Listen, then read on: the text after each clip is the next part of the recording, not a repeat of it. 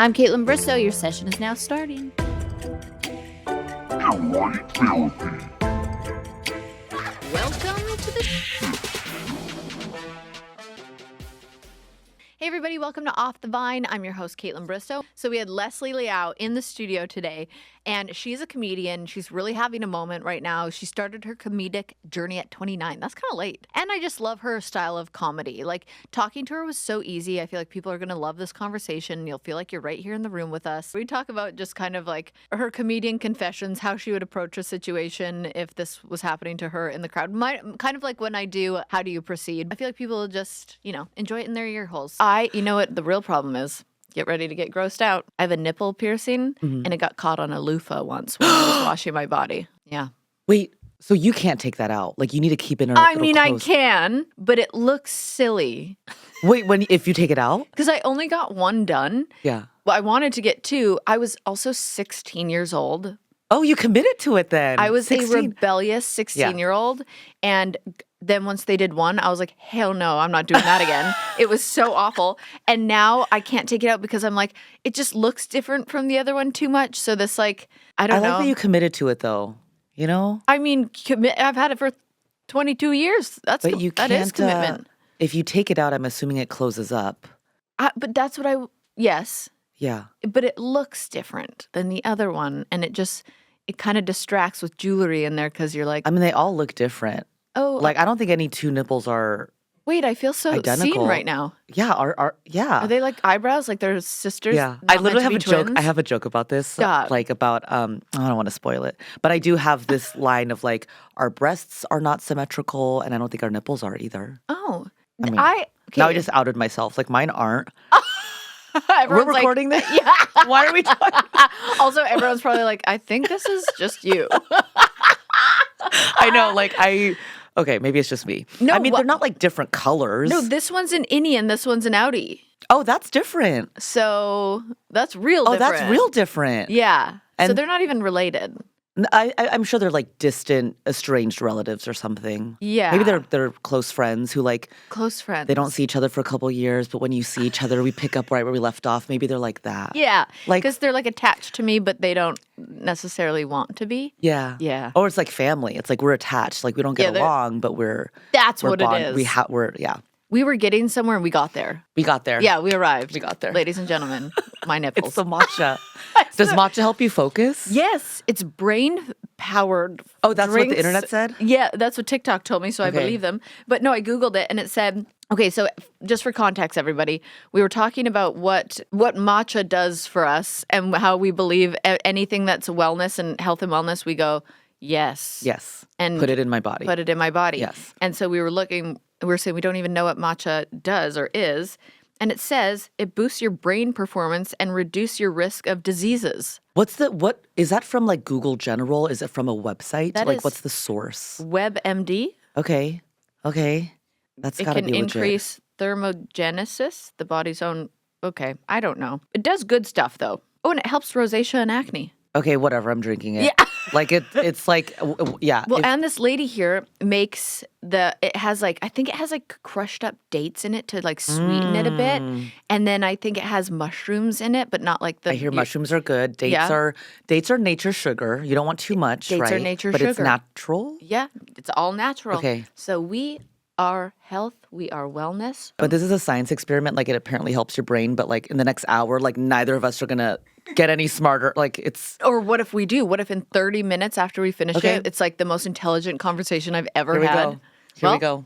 Science experiment This is gonna be on starting camera. now. Okay. Everybody's witnessing it. Okay, thank you for coming on the pod, by the way. Thank you. This is for amazing. everything You're- and the matcha Always. And the dogs. and the pups. My favorite thing about your humor is that you're also relatable and you're funny and you say things that kind of feel therapy-ish. Oh, Yeah, I appreciate that. You kind of take us to church sometimes. And Oh. yeah. I was watching the one, first of all, people are probably going to get sick of me talking about how insecure I am in a bathing suit. But I watched your one where you were talking about how you were feeling insecure about being in a bathing suit. And then you realize that nobody actually cares about you. Yeah. And you were fine and nobody heckled Yeah. your body. And then you realized nobody actually cares about you. And I was like, that's so funny. I'm like making Did you people feel care. that? Yeah. Yeah. Yeah. I'm like making people care about how insecure I am because I like can't stop talking about it on Instagram. And I'm like, I think I'm doing this to me at this point. You're like, everyone get on my level. But it's, because that joke is I feel like is just a statement. I feel like it's barely a joke. It's just like an actual truth. It's a truth Yeah. that is funny. Yeah. Yeah. Yeah. It's so true. It's funny. It's like, and I realized how relatable that was when like everyone gets it. Like Yeah. when they laugh, that laughter is like the acknowledgement of like, oh, no one is looking at me ever. Yeah. Like Isn't it yeah. funny? Like if you walk into a restaurant or you're looking, people get so insecure to find a bathroom in a restaurant. Like they Oh, need to that's funny. ask. So they'll be like, where's the, instead of just being like, I'll figure it out. I'll find where the bathroom is. They think everybody's going to like laugh at them or if they don't find the bathroom. I never noticed that. That's a very Always. detailed observation. It might just be if you're looking for something, you can't also look confident. Right. Yeah, you feel Like I can't just silly. be like, because I'm an adult. When I go to a restaurant I've never been to, I feel like a child where I'm like, excuse me, where's the, I have to tinkle. Like I Can feel you help me find the silly. bathroom? Yeah. That's, when I noticed it, I worked in the restaurant industry for 11 years. So everything everyone did pissed me off. So they'd be like, where's the bathroom? I'd be like, go find it. Go figure it out. You're like, what do I work here? I'm like, you're a grown ass man. Like I got mad at everything that they did. And one time I was standing at the front door and I also hated when a couple would come in and I'd be like, oh, what name is it under? And like, what do you want me to write down? And the woman would step back and be like, Mike. Like they didn't want to say their own interesting. name. And I'd be like, What's that your about, name? though? Yeah, they like, I would love if you ran a restaurant. Because everyone's so rude. Like, what do you want? Like, are you hungry or not? There are restaurants out there like that. I love that. Have you ever been to one? No. There's one in Vancouver. Have you ever been, Bailey? The Elbow Room Cafe? No. Oh my Where they're all rude gosh. to you? They're so Love that. mean. Love and that. it's so funny. I didn't tell my girlfriend once that they were like that. You took her there for her birthday? Yeah. You're like, let's just go. Let's catch up. Like, there's this really special place. They make you feel really good about yourself. And she walked in and she was like, can I just get a water with lemon? And he goes, there's water right there. You can get it yourself. And he goes, and no lemon. No. And she was like, oh my God. And then he goes, you two look like you got like last night. Like you look rough. No, wait, what? Oh, it's aggressive. Okay. And and she was like so mortified. And I'm like, yes. You're loving it. More. I like loved it. I also feel weird at a restaurant when you're at a new restaurant and then you don't know what the portions are going to be. That's the Right. scariest thing because you know how hungry you are and you know how much food you need. But you don't know if whatever salad is only like 3 things of gem lettuce. Like you want to know. Yeah. So I always feel embarrassed when I order a bunch and then we ask the server, this grown person that I've never met. I'm like, is that enough? Yeah. Is that enough for me? My little hungry Leslie. I'm so hungry. Should I get more? It's so embarrassing. Why do it's we like a turn into grown adult, kids? and then this grown man is like, "Yeah, you might want one more like thing of sweet potato, like if you want." And I'm like, "Can I get that, please?" It's like it's so weird. It's embarrassing. Yeah, why dining out is an embarrassing experience. Well, especially for this one man that used to come into the restaurant. It was called Earl's, and he would ask for his chicken tenders cut up. And I'd be like, bro, do you want me to feed Like a it to you grown too? adult? Like a grown man. Maybe he had like teeth issues, or maybe it was a childhood thing. Maybe it was a weird, Either deep way, down it's inside weird. thing. Were you Cut a up your chicken tenders? I would be a very bad waitress. I was terrible. I mean, I was You were? so good, but I was so over it by the end of it that I was bad. I felt like you'd be confident. Oh, like you'd be was- on top of it and organized, but like I'm not good at carrying things, which I think is a key part. That was one of my specialties. Really? I would act. My friend Carson would be like, "You walk around this place like you own it." I love that. I thought I That's was half the job. Yeah, yes. And then there was this one time I worked at a bar and it was so busy. You couldn't even get through people to That's get my to the nightmare. area that I had to go to. And I had people order 20 shots and I had to get 20 shots from one room to the other. And I said, just load them up. And I put both trays on top of, over my head. And I walked through the crowd and I was like, like I was like a show pony. You were like nervous? No. I'd be so nervous. No, I was like, Also, people see you and hopefully they respect you and they give you space. did. So you're like a queen. yes, walking they were through. like They know you have a bowing job. down to me, walking Yes. through with 2 trays. But that would have sucked if they like spilled and went all over my head. That would have been really embarrassing. No, that's my nightmare. Did you ever work in the restaurant industry? No, I would be terrible at it. I'm bad at carrying multiple things. Like even if I leave my home in the morning, if I have backpack, phone, keys, I Oh. start shaking. I'm like, this is too much. I like drop everything. I Oh. can't walk and drink a beverage at the same time. What? It's too much. I have fairly good motor skills, but like it's like I a lot don't of believe you. I know. It's like too much multitasking. Like if I'm walking, I have to stop and sip.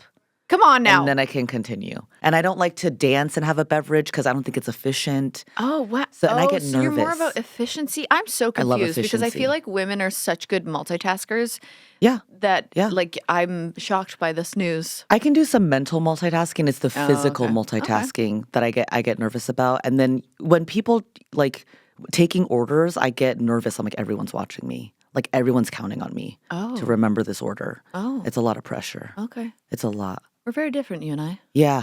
Yeah. So it's pressure. Okay, I get the under pressure stuff. Yeah. But how did you get into being a comedian? Because I read somewhere that you didn't like dive in until you're 29 Yes. because you were nervous about it or you didn't know if you'd be good at it. But I feel like most comedians come out of the womb funny. Correct. Yeah. Or something happens in their life that makes them funny. Correct. But yeah, they're like superheroes. How did you get into it? I started at age 29. I always figured I was a funny person. Like I was like a funny kid, but I lived in LA my entire adult life and I Yeah. did not start stand up until age 29 because I had a whole past life where I wanted to have a different career path. What did you want to do? I wanted to be like a badass female film producer. I wanted to like Oh. run a studio and make big blockbuster comedies. Like that's Cool. what I wanted my thing to be. So I had all those jobs until I just quit my day job 3 months ago. So What? yeah, like I am so traumatized. Like I always felt like I needed a corporate job. So I started comedy at age 29 because that's when I was like, I don't know, I just had the guts. I was like, I don't know, just do it. And stand-up comedy is so much about like perspective. And I didn't think in my 20s in LA I had the most perspective. Oh, how self-aware of you. I guess, yeah, looking Yeah. back, I was like, what am I gonna go up and preach about at age 26? Yeah. Like, you know, having amazing breakfast burritos and going to bungalow like every day. Like, what's my perspective? Like the coolest Yeah. crop top at Zara. Like I Yeah. had nothing smart to talk about. Yeah. So I just, you know, I lived life and paid attention. And then at age 29, I was like, I think I have some stuff to Yeah. say. I have some observations about like my 20s, and then I just couldn't stop. So I always felt funny, but then I started to like channel it and get more organized with my perspective with stand-up. That's interesting. I've actually never heard a comedian say that. Usually it's like they kind of started at the age of 13 and kind of you felt like you needed to be in corporate America. Yeah, which I don't recommend that to like Yeah. up and coming stand-ups. Like stay in corporate America for 11 years But and I- then have a panic attack at 29. Hey, That's but what I how- did though. Yes. But- Honestly, was that like the pivotal point for you where you were like, I can't do this to myself anymore? That's the age where I had that career change of like, I don't think this is my right job. Like I was working at a film production company and I just didn't feel like myself. Yeah. Like I loved those people I worked with. I had an awesome boss, but like Yeah. I didn't feel like I felt like a butterfly in a cage. Yeah. I was like, these aren't my people. This isn't my environment. I don't feel like my ideas are valued. And it wasn't the company. It was just like that industry. Yeah. Yeah. And then, That's a lot. you know, and then it's also like I was 29 and I was like, what? This is a not smart decision. Like I wasn't going to make money doing stand-up at age 29. So I was just generally nervous. But then I made sure I kept my day job to just have a Right. job and have an income so I could fund my stand-up Yeah. and still be able to say like, okay, I do stand-up, but at least I have this day job. Yeah. Like a career change is so scary. Yeah. It's just like, Oh my gosh. yeah. Especially, well, I feel like every single person in the world can relate to that. Like Yeah. change in general is scary, but a career worst. change because you're like, this is either going to get me out of the cage and fly, or this is going to like send me on a downward spiral and I will regret everything. And it's like high risk, high reward. Like Huge what- risk. What, like, which way is it going to go? It's Yeah. scary. It was terrifying, huge risk. No one was telling. Well, actually, at that phase of my life, people were telling me that I should do stand up. It was that like recurring theme in my late Yeah. 20s where Yeah. I was getting more confident Yeah. and feeling like my voice was more defined. And then at that same time, friends, coworkers, people were just casually mentioning to me, like, have you ever done stand-up? You should do stand-up. And I was like, maybe. And then it's just a risky thing to also out of all careers to jump into at age 29, Yeah. like stand-up. Yeah.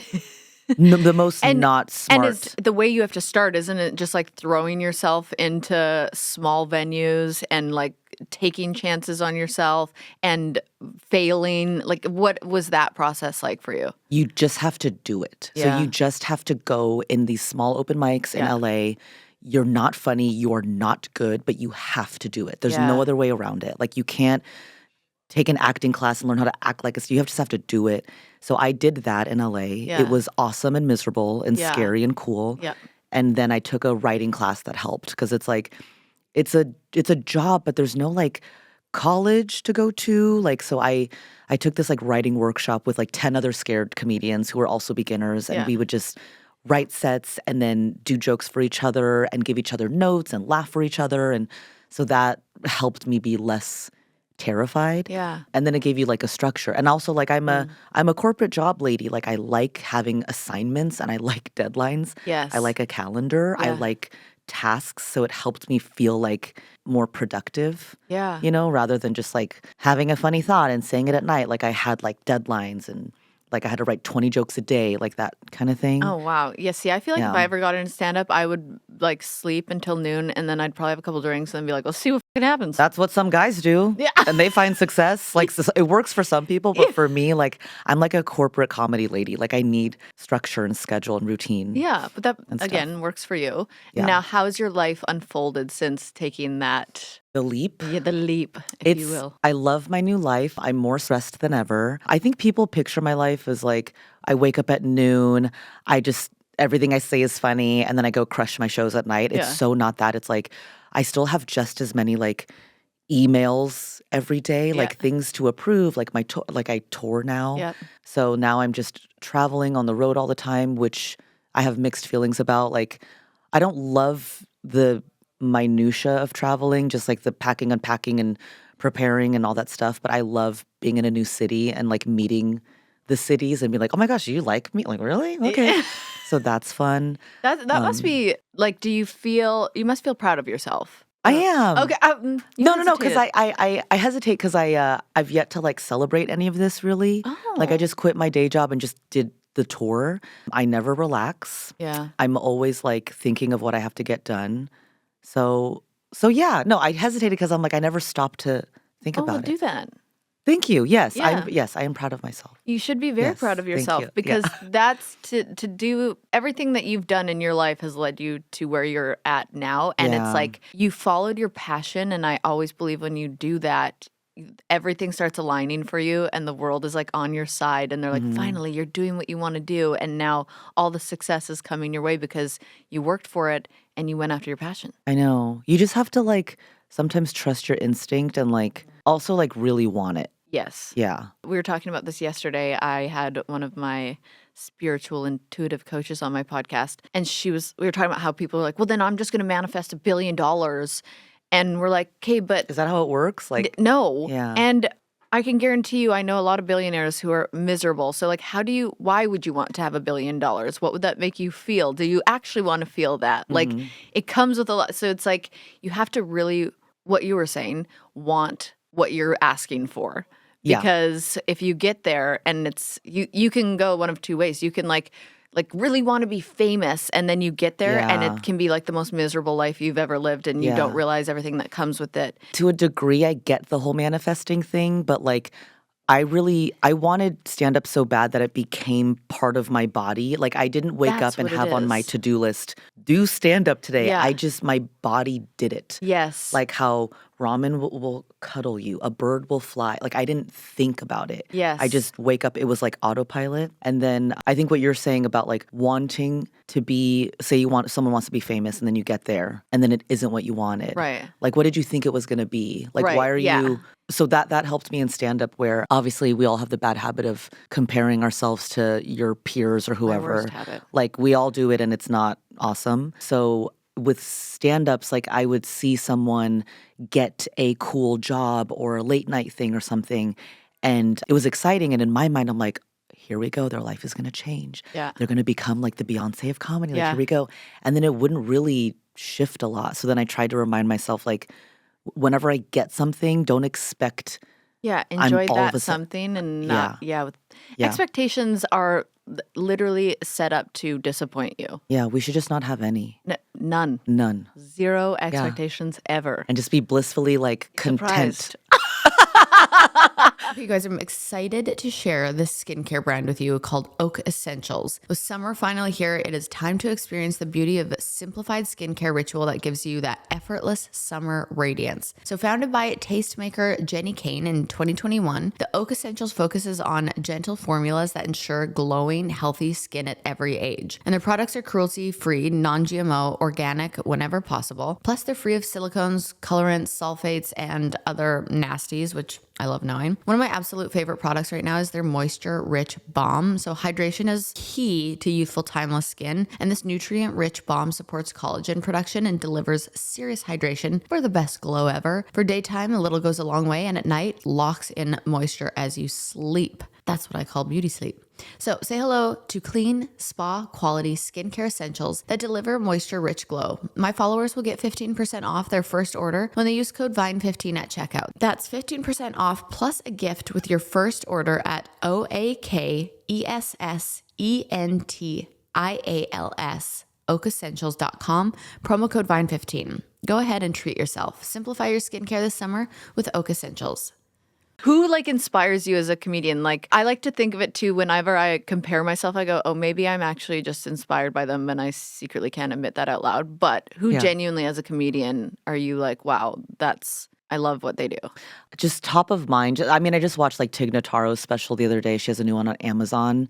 I love her and like Nate Bargatze. I love the comics who I don't know them personally, but in my mind, I believe that they're speaking in their genuine voice, that it's not too much of a caricature or an exaggeration. I want to believe that's how they speak to their friends and family, and that they've just so comfortable with the way they present their perspective that they just like tweaked it and put it on stage. Like I just like people who are genuine. Yeah. Like, that's the comedy I love to watch. I also love like a classic joke writer. Yeah. Like Dimitri Martin. Like I love that like he's like a literally professional joke writer. And I'm like, I cannot believe he wrote that. But I also love just people who I'm like, you just like found your voice. Like it's so sexy to watch. Yes, I can tell the difference in those comedians too. Isn't it crazy how much comedy has evolved too? Like, did you watch the show Baby Reindeer? Okay, I started it, Okay, and I got to the episode where the trauma was about to happen to him. Yes. And I happened to stop it there, not because Okay. So I didn't finish it. I'm not going to spoil anything, but just like even watching his style of comedy, I'm like the props and the like carrot top way of performing stand up is so funny to me because I'm like, people used to think that's so funny. Yeah, but I read that those scenes in that show is him not really knowing his style yet, or maybe he was. That's for sure what it was. Yeah, like he was hoping for, like, do you guys like me now? Yeah. Does this, like this puppet on my head, is this okay? Like, Well, that's what it reminds me of is that you're saying people when they aren't comfortable in just who they are in their comedy. That's what made me think of him because, And like the stand-up comedy game is like, it does help you just give you principles as like a person. Because if you want to, like, I love stand-ups who like know themselves, love themselves, are comfortable with themselves. And like, obviously we want you guys to laugh and love us, but like the comics who are okay if they don't get that approval. Like there's all these like principles of like, it can be healthy stand-up. It also can be like miserable and scary. But like, I think also as a kid, like the desperation to be accepted and belong is exhausting. Yeah. So the irony of stand-up is like, if you're just confident from here, that draws people in. Like, I love a confident comic. Like, it's But so that's sexy. how I feel watching your comedy. Like, Oh, that's nice. I mean it. Like when I was looking at your Instagram and stuff too, I was like, oh, and I didn't really put it together till you're saying that right now. That I just felt like there's something different about you, where it's like very comfortable comedy, but funny, but relatable. But you also have like a message in there as well, and it felt very different watching, and I loved it. Oh, thanks. Yeah, so Also, that's what it is. It's hard, like, so many stand-ups, you're right, they start stand-up when they're like in junior high. Yeah, Like all yeah. these stand-ups that I love have been doing it for They're like like the class 30 clown. years. Yeah, You yeah. know, and like it made them better probably at performing, but like I think I waited till 29 so I had like the voice, and Yeah. I was probably more confident as a human being walking the earth. Yeah. And then I was like, okay, like I'm confident as a person. Now I can like dabble in the stage stuff. And even then, like no matter how old you are, if you try stand up for the first time, you're like a child again. Yeah. It's so Like embarrassing. asking where the bathroom is at a restaurant all So over embarrassing. again. Yeah. Humiliating. Yeah. I also think you feel very professional about it too. Like you were saying, you like structure, you like having a whole day of planned of everything that you're going to do, which I was talking to a girl yesterday whose husband is like a huge star quarterback in the NFL. And I was reading that you treat comedy like a sport and you're the athlete. Yeah. Tell me about that. I have no physical skills. But stand up is such a You weird. can't even walk and drink at the same time. I can't. Yeah, like that. Imagine me trying to run with a football. Like no. So stand up is a weird job. So I had to give myself some guiding principles. So I just pretend I'm a pro athlete. Like, how would LeBron treat his body on game day? Yeah. Like, yeah. would he make sure he got good sleep? Would he, like talk to himself negatively? Would he compare himself to other players on another team? Right. Like, no, I don't think so. I don't know him personally. But like, No, LeBron, no, he wouldn't. no, I know. no. We know LeBron. Yeah, He I wouldn't. know he wouldn't. He would never. So I also like, I tried to really, because I started at 29, I felt like it was so late. I tried to like accelerate and like put my all. I was like, Leslie, if you're gonna like start this weird hobby and make it your new life, like you better commit to Yeah. it. So I had a lot of matcha. Like I changed my diet. Yeah. Like I was like, wild guess, like what food would be better for my brain? And I would just eat that. You know what I mean? Like And what? did you notice a difference? Yeah, like I felt like I significantly cut out alcohol, like because shows every night. Yeah. We do shows at a comedy club or a bar. Yeah. It's so easy to just grab a wine, grab So a beer. It's easy. like convenient and easy. So like I just tried to cut that out and just protect my mind and sleep and body. Yeah. So I did notice like I Wow. felt like I could think sharper. Why do I feel funnier after a couple drinks? Is that in my head? Yes. Oh. Okay. No, it could be. Well, because we all feel a little like Lucy. silly. Yeah, silly Yeah. goose. We're just a couple And I'm silly sure people gooses. laugh Yeah, more. Like yeah. that. I love an audience that has a couple drinks. Like I Yeah. love that. How do you stay motivated during challenging times or when you're not, the writer's block and certain things that people get? Like, how do you stay motivated? I think I just have like I don't know, it's always in me. Like I get sick of repeating myself. So when you go on tour, you're just doing a lot of the same jokes over and over. Right. And then every joke for me has like a life cycle. If it reaches its peak, like I'm having fun doing it, and then it kind of loses its shine. Yeah. And if it loses its shine, I don't perform it Yeah. with shine. So like I have to make it fun for me selfishly. Obviously comedy is like for people and I want them to laugh, but selfishly like I need to tickle myself. So Yeah. the jokes have to be new to me or else makes I'm sense. only such a good actor. Like I Well, can't. people can see through it sometimes too without even realizing they're seeing through it. Like you can feel it almost. Yeah, 100%. That's so interesting. I feel like you've got such a good work ethic that helps you in your comedy life.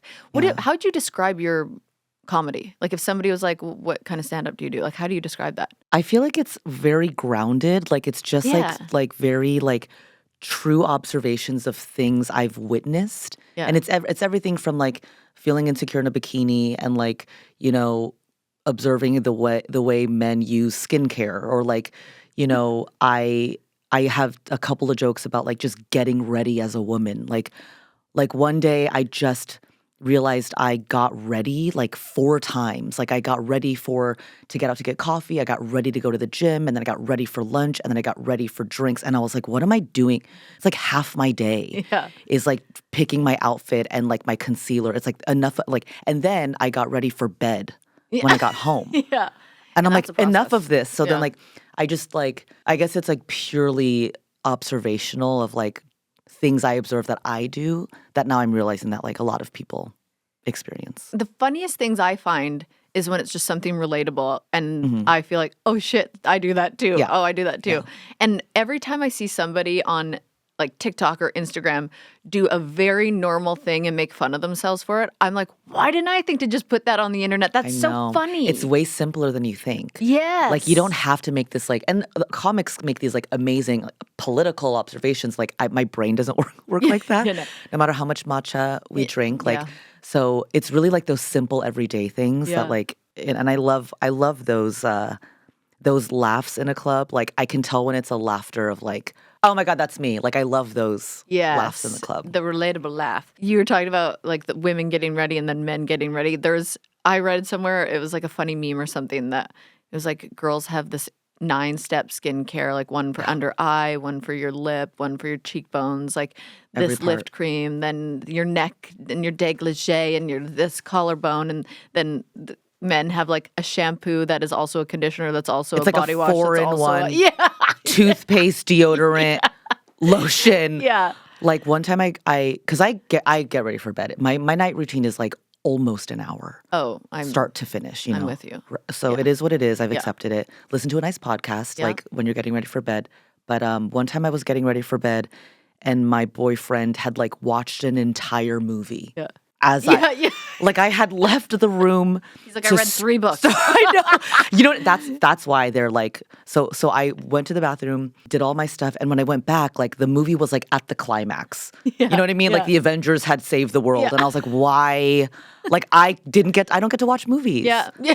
Because I'm looking at busy- my own face in the mirror. You're too busy getting ready It's too much. for everything. It's too much. That's your debut set, the Fixing Straight Men, got so much attention online. I want to know about it. Tell everybody. That Don't Tell comedy set. That was a very fun set. I did that a year or two ago.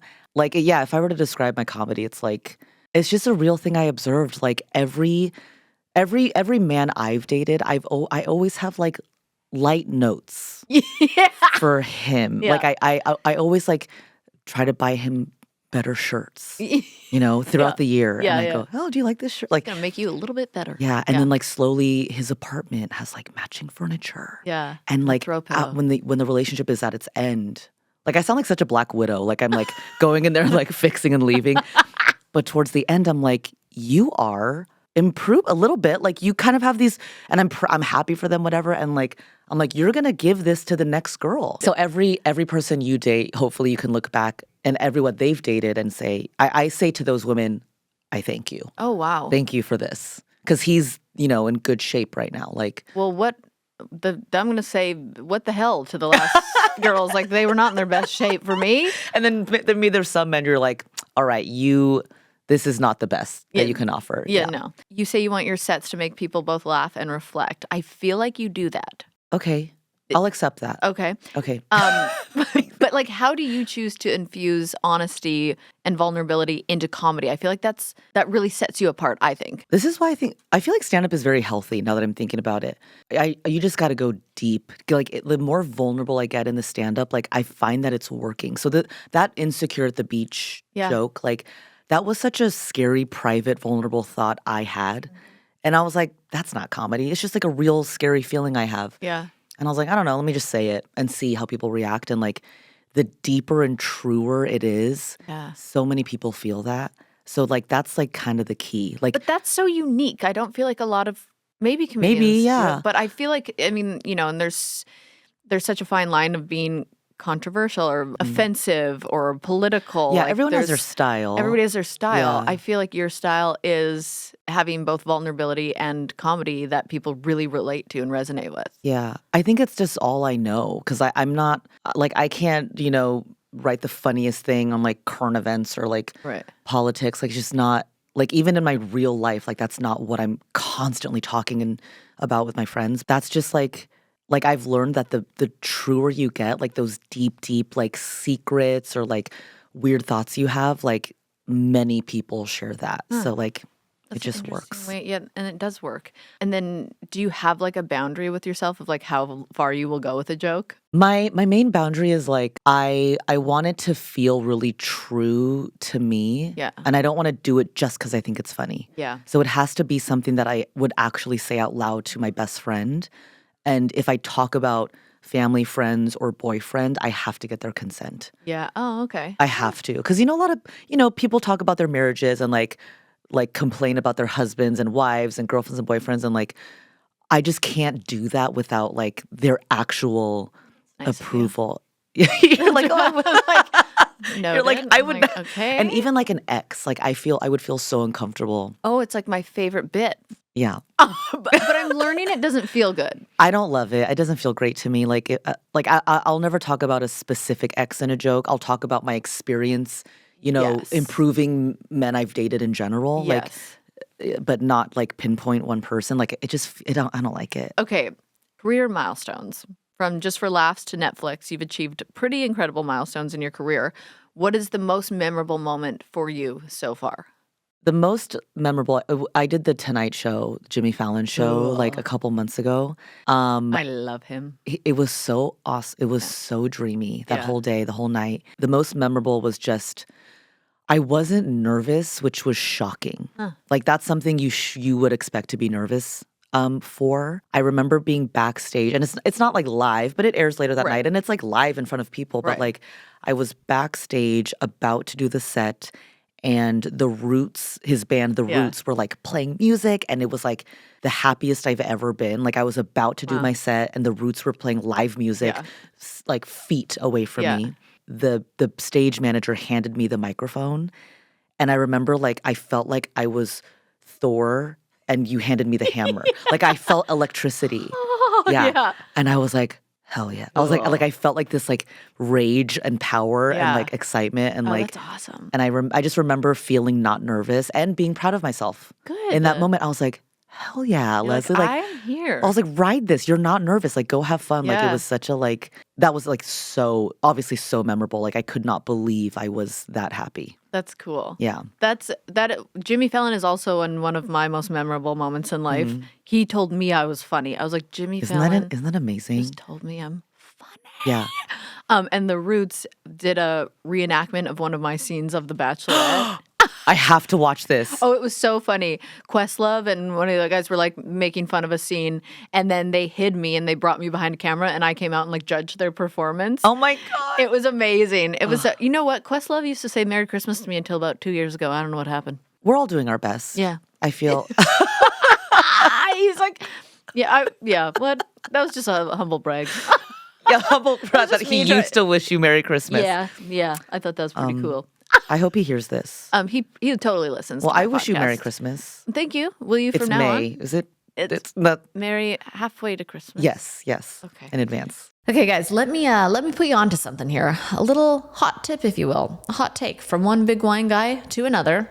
If you are going to drink wine in any amount, you need to be drinking one that is low sugar. High sugar content in wine is literally the main culprit for hangovers, and nobody's got time for that. High sugar anything is not good for you. So next time the mood strikes for a nice crisp glass of vino, pick up a bottle of Spade and Sparrows. All 4 varietals are low sugar, made in California, and of course female founded by yours truly. Last night, it was a beautiful warm evening. The Oilers were playing. I poured myself a big old glass of Pinot Grigio. It was so crisp and refreshing. I like to put a glass in the freezer and then pour my Spade and Sparrows in that chilled glass. It's got notes of citrus and green apple paired perfectly with my red light mask and the Oilers playing and just dominating against Dallas. I'm sorry they did the other night. You can locate your nearest bottle today at visiting spadeandsparrows.com/in-store. All 4 Spade and Sparrows varietals are crowd pleasers, let me tell you, super easy drinking and of course low sugar. Find Spade and Sparrows in the wine aisle at Target in Florida, Texas, Georgia, Ohio, Oklahoma, Louisiana, or various other retailers across the US, or shop online at spadeandsparrows.com. And of course, my Vino community can use code OFFTHEVINE to receive 15% off your first order. Spade and Sparrows, great wine without the rules. I have a game for you. Okay. It's called Comedic Confessions. So here's how it's going to work. I'm going to give you a comedic scenario or a hypothetical situation, and then you're going to have to confess how you as a comedian would handle or react each scenario in a humorous way. Okay. Okay, so you're performing at a comedy club. When you notice someone in the audience is asleep, do you wake them up? And if so, how do you wake them up? Oh, this has happened to me. What? Somebody fell asleep? The shows are late. Sometimes I'm barely hanging on up there. Like how late? Like midnight. Oh, wow. It's Oh. late. So literally recently, a guy That's was late. dozing off No. in the show. So for me, the show must go on. Right. I pretend he's awake. Like I never call it out because Oh, then you didn't. Okay. well, because like he's gonna get kicked out. Like a venue would kick out a sleeping person. I think, right? hope. They'd be like, you can't sleep in this establishment. Like Yeah. this is a club. Yeah. And they don't want to get in trouble. So for me, no matter what, the show must go on. If someone has like a broken arm or is having like like I just was like, I will stay up there until the show is over. Like I cannot interrupt the vibe of the show. Like if somebody's having a seizure, you're just going to pretend it's not happening? No, I will say no. Well, I might be like, are they Like, laughing? Like, Yeah, okay. but like in an emergency, if there's a medical emergency, yes, like they must. okay. We must help this person. Yeah. If someone's sleeping, also like I respect that.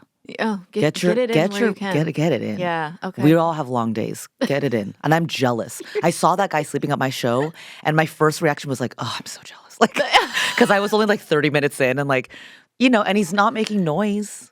They're being quiet. Okay. You're very kind. Yeah. I'd be like, Show you must go on. asshole. Wait the When people though yawn at a show, I do call them out Oh, okay, yeah. because it triggers me. What, you're like, am I boring you? Yeah. Yeah. Yeah. I do that too. I'm like, I am working. Yeah. And you're like I prepared for this. Yeah. You gotta just can you just cover the yawn? Yeah, or like do the whole like do this. you're like, yeah, like can you just fake it? But yeah. They just blatantly yawning. in Oh your yeah, face. like oh my God. with full eye contact at me. I'm like, why are you like this is Full like just like looking deep in my eyes and That's yawning. hilarious. This next one is something that I would do because of my ADHD. You're in the middle of delivering a punchline when you suddenly forget the rest of the joke. How do you recover and keep the audience laughing? I would be like, what did I just say? God, I feel like this happened to me. It happens to me all the time. Not obviously in stand up, just life and podcasting. I'll be like, so what? I forget. And the podcast just started. You're like, sorry, what were you saying? I'm like, who You're are like, we you? just started. What guest are you again? This must have happened to me. You know what happens though? I did do this recently at a show. I was so tired that I forgot a complete chunk of a joke and it still worked. Oh. So now I kind of feel invincible. It's not good. Oh. You're like, it's kind of that thing where you're in the moment and it just, you don't know how you're doing it, but you're doing it. Yeah. And like survival, it's kind of like your Yeah. brain will self-edit stuff that doesn't really need to be there. Yeah. So then I did the joke, an entire middle part was missing, and I realized I don't need that middle part. Yeah. I could just get to it. Yeah. And then they still laughed. And it's kind of like, what are we all doing? Are we just are you just laughing because we're in a club? Like it's Well, not- they're like, I'm paid to be here, so this is funny. Exactly. Yeah.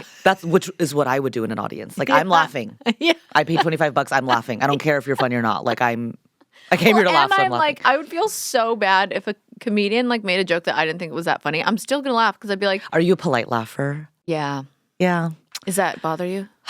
I want real laughs. Like I don't want polite laughs. Like That's good to know. I feel like I'm doing it for you, so maybe it's not. Because don't like that. then I'm gonna hear that and think that was funny. But can't you tell the difference between a kind laugh and a real laugh? I can, but how good is your polite laugh? Is it convincing? Yeah. See. Damn. Okay. Well, now I'm gonna. So now you know like, for me, no polite laughs. If I'm not Okay. funny, let me bomb for you. when so I is your learn. next show? I have one tomorrow. Oh my gosh, you were. Oh, we're gonna do one tomorrow. I have one tomorrow at the Hollywood Improv on Melrose. When? I think what time? 7-ish, 7:30. I mean, I can like get you guys. Oh, that's a good lineup. Oh my God, Whitney's on Spade? it. David Spade, Whitney coming. Wait, I can get you guys on the list. Oh my God! Wait, that's a good lineup. I didn't see yet. Oh, I'm there you texting go. David Spade right now and telling him we're coming too. I love him. Okay, last one. Okay. What if you're on stage, your stomach is growling, you have to go to the bathroom so bad? What do you do? So I design my eating schedule so this never happens to me. Oh wow! This is how I just said you're so organized. You're like, yes. This is how I refuse to have a grumbly tummy on stage. So I make sure I'm the perfect equilibrium of full or hungry on stage. I don't want to be full on Yeah, stage yeah, because you yeah. feel sluggish. Yeah. I don't want to be hungry Yeah. because then I'm dizzy. Yeah. So I have to have. I mean, for years I had like I don't recommend this. I had like a protein bar for dinner before a show. Yeah. Because it's like I just wanted to be like even. So I could never. Wow, Yeah. I respect your comedy even more now. Really? Because you are the LeBron of comedians. You got to prepare your body so it's in the perfect condition to Okay, perform. Tom I have Brady. never had a stage stomach issue on stage. Interesting. And I never will. And I looked into the camera for that. I always look into the camera. She means that. I sometimes do I too, mean but I feel like I'm on like The Office. I do that all the time. Even if I'm like filming home? something where like I Oh. should not. Oh, wait, You're like pretending camera. are you saying at home you pretend you're on an episode of The Office? Yeah. That's fantastic. Yeah. I'll just like look into the fake You just camera. shrug in at your reflection. Like you look at ramen. You're like, Yeah. Like, I would also, do that. ramen's really calming me right now. He's so old. Yeah. Oh, he's just out. It's a big day. I say he's tired, but really he's old and it makes me depressed. sweet. Okay, well, where can people find where your stand-up is next? What's coming up for you? What are you the most excited about? I just asked a lot of questions. Is on my website, leslieliao.com. It links to all the silly stuff, the Is that socials. Liao? Liao. Okay. And I'm just touring everywhere. So I'm going to Australia in June. Okay. I've never been. Have you been? My flight was booked. I was leaving the next day and COVID happened. Oh my God. Yeah, so I've never been to Australia. Bailey, you're supposed to come on the trip with me. Yeah. You guys will go, I'm sure. But I've never been. I've looked up nothing yet. I'm not prepared, but I'm going to go tour there. I mean, how does that feel that you're like, people in Australia know who I am and they're going to come? I think it's hilarious. I think my whole life is hilarious. I'm like, what do you, like, people buy tickets for me? I'm like, really? Yeah. I was like, all right, if that's how you want to spend your money. Like, I'm like, okay. I love spending my money to have a giggle. Me too. Yeah. But for me, I'm like, that's where the delusion as a comic comes in. What's the imposter syndrome? Do you ever get that? Or I you have that constantly. It'll never go away. Okay. Yeah. Okay. But I also feel like you're meant to be where you are. It's like confusing. Is that very Pisces That's of so me? Pisces I just know of that I you. belong in this room. That is so Pisces of you to know, but also have imposter syndrome. Do you recommend anyone ever date a comic? It's a very loaded question. I am in a relationship. I think I'm fun to date. Yeah. I'm their delusion. I think I'm an amazing girlfriend. Yeah. My I'm boyfriend's like, so I have funny. thoughts. But He's like, I also have notes. Light like, notes. hang on. Light notes. I wouldn't rule it out. Comics are they're easy to generalize as human beings, but as with all humans, there's so much diversity. I would not rule them out as a species, but just know that comics are they're just we obsess over this stuff. Like we're always in our head. We always think we're not good enough. It's like it's all the traits of any human, but we have it to an extreme degree. Okay, Like, that makes sense. Like comparing ourselves, accepting ourselves, like being hard on ourselves. Like we all do it, but Yeah. we're like it's baked next in there level. to the next level. Okay. But there's amazing comics that I could totally date a comic. like you're funny, you like to laugh, you love hanging at the clubs, like you might love it. So I wouldn't rule it out. Thank you so much for coming on the pod today. This Thank was you. so fun. I had a great time. Did you actually? I did. Okay. And I have to chug Wow. this. Oh yeah, oh my god, I don't I'm know so that this dumb. did anything. I don't know that this did anything, but it tastes awesome. Isn't it good? I'm Kaitlyn Bristowe. Your session is now ending. And if I'm being honest, I wouldn't mind a rating and review.